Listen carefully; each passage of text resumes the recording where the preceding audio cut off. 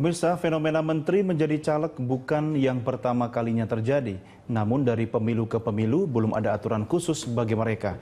Sementara di sisi lain, kepala daerah, PNS, dan anggota TNI Polri sudah tegas diatur harus mengundurkan diri jika ingin menjadi calon anggota legislatif.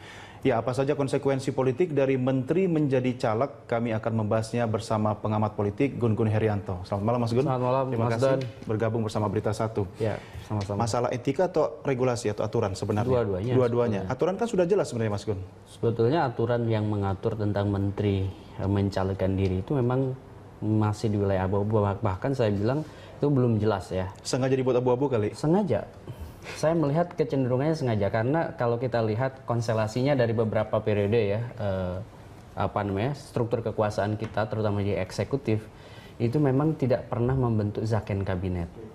Kabinet kita adalah kabinet koalisi besar partai politik sehingga memang saya curiga memang sedari awal itu by design untuk kemudian menjadi salah satu sebetulnya area yang bisa dimasuk oleh partai politik dengan mudah. Contoh misalnya 2 periode kekuasaan SBY banyak sekali menteri, untuk periode yang sekarang itu kan 18 dari 34 pos menteri berasal dari partai politik. Dan itu tentu konstelasinya punya atmosfer politik ya. Misalnya menjelang akhir fase kekuasaan, menteri-menteri yang berasal dari partai tentu ingin adanya keberlanjutan kuasa ya. Keberlanjutan kuasa salah satunya tentu menyangkut posisi-posisi. Posisi misalnya pada saat dia sudah selesai di eksekutif, dia ingin jabatan lain misalnya di legislatif, dan term waktu untuk kemudian dia bicara kekuasaan lanjutannya itu tentu kan pemilu.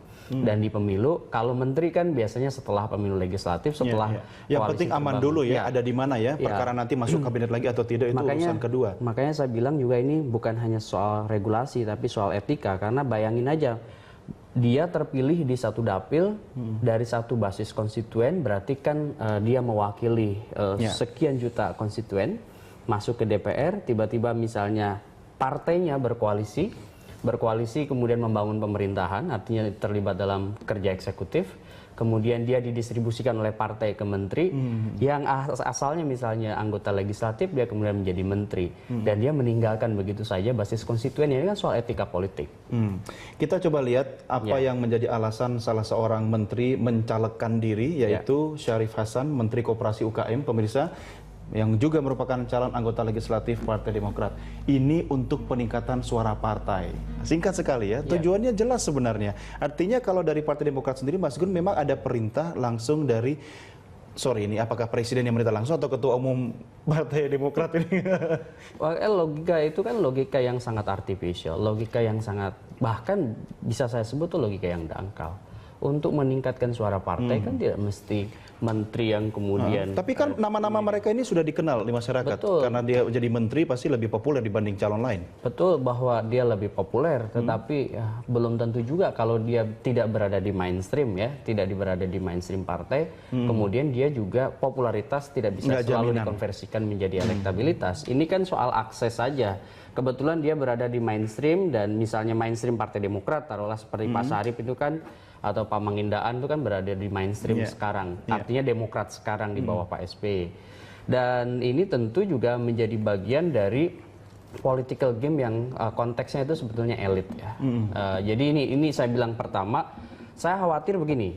Ini kan menteri yang berasal dari partai politik, ini cukup banyak. Taruhlah 11 dari 18 menteri yang berasal dari partai politik, ini siap maju lagi menjadi anggota legislatif.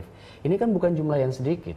Kalau dari 34, 11 itu fokus ke partai politik, belum lagi yang sisanya dari 18 ya, berarti sekitar 6 orang ya, itu yang tidak mencalonkan diri, itu juga harus intens.